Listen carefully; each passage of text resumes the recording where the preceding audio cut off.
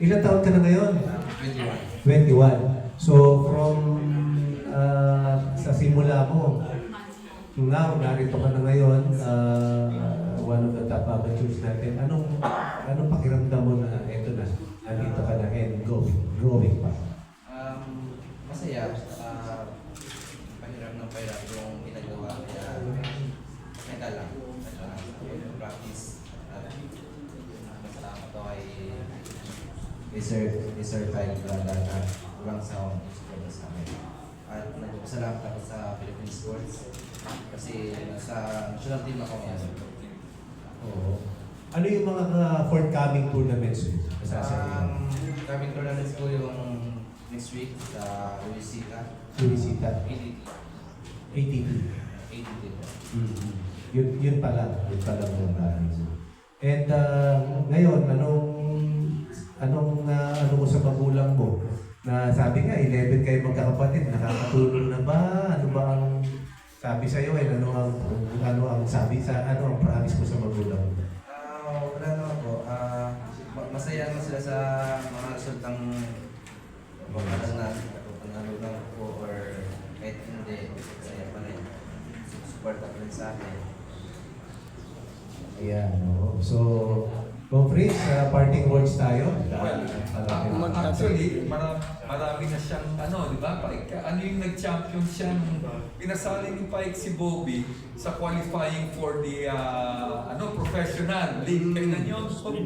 Sa Splendido yun, last month. At hindi lang siya nag-qualify, siya nag-champion doon. So tinalo niya lahat ng mga pros that wanted to turn pro. Pero ayaw pa rin ni Pike. Sila they agreed, hindi ka muna mag-pro-professional and you serve first the country. So ang kanya, until SEA Games next year, then maybe that's the time he will consider playing, no? Tapos he just played again in Valley Golf last week, or just this week, 2 days ago. At siya na naman ang nag-champion. Ilang nag-champion? Ilang under?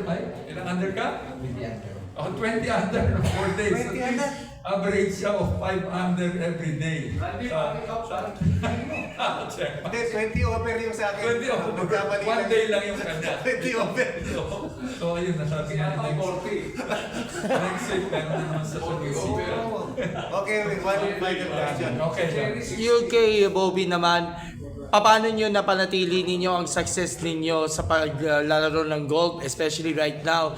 Naluluok up mo na yung mga junior golfers natin. Also, ano ba yung mga future goals na gusto mong gawin ninyo as far as your golf concern?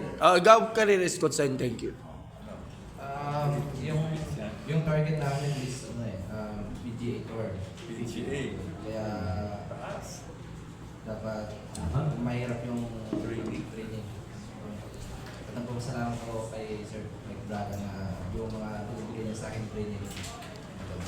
At paano ka nagsisilbing inspirasyon na rin sa mga young golfers na gustong sumunod sa yapak mo? Siguro po yung training nila. Kaya huwag silang magsawa sa pag-tsaga. Okay ba? Okay, parting shots po natin. Well, And then more advice kay, parting shot and more advice kay Bobby. Anong advice mo ba? I think continue to focus on training. It's not only playing golf, but the values in life. That's what I always told him. And the good thing of Bobby is he followed whatever we advised him. And he's also an intelligent because he didn't stop learning in the home school. He's learning about to communicate in English, so he needs to do that because the background and Victoria's Negros Occidental is really so low, and I need him to develop his communication skill.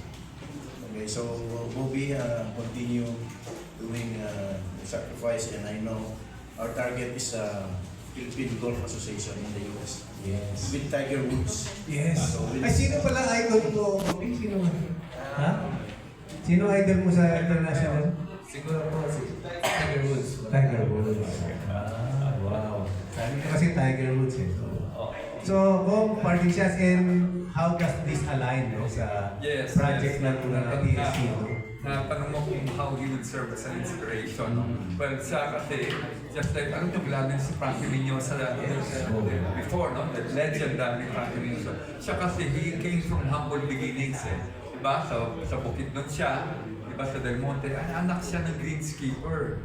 Diba? Then from there, natuto siya mag-golf and he played and became excellent. Similarly, si Bobby, anak ng na-mention ng Caddy, di ba? And then yun, when accidental pa, kasi ang gusto niya sana maging talaga is the older brother, pero nakita niya, he doesn't have that, I guess, mental and the puso that this kid has, si Bobby. Yun, so he took him in his care, and in 4 years' time, yun, produce na niya. So I think he will serve as an inspiration to ating ng mga grassroots, to align with our grassroots. Makikita siya ng mga grassroots na yun ang aming programa ni Pike dito sa Bacolod 2 years ago pa. Yung mga anak ng mga kadi rin doon, di ba? Kasi iba yung, boy, ito, nag-champion. Anak ng mga mayayaman yan. So, but boy, what we want is talaga golf can be inclusive. All-inclusive. Not only inclusive, but all-inclusive. Sama lahat dyan. Hindi lang exclusive sa mga anak ng mga mayayaman. No? So, yun. And that definitely will serve as an inspiration and a chance for us to go into the Olympics. PGA na nga yung kanila, di ba? And the Olympics, it's, well, not nice to say, but kailangan na for you to go to the Olympics, kailangan pro ka eh. Yes. Di ba? Even in Asia, kasi parang Olympics. Kaya si Howie yata ang ating magiging for Asia. Siya hindi pa. At saka yung isa pa rin natin na prodigy na rin, si, although he's in the US, no? Si Jaden. No? Itong Dumaya, which is studying in the States and represents ano doon. So, we will have part of that ating program, yung mga individual sports that we have a chance. Hindi mo kailangan na height eh. Pero, but if you have his height, malaki ng chance natin ng rally. So, with that, we're hopeful, just like in rowing, sa golf natin, or other many individual sports natin. Yeah, maraming salamat po, Chairman. Tuloy-tuloy pong pang-suporta. Yes. Sir Pike, continue to inspire.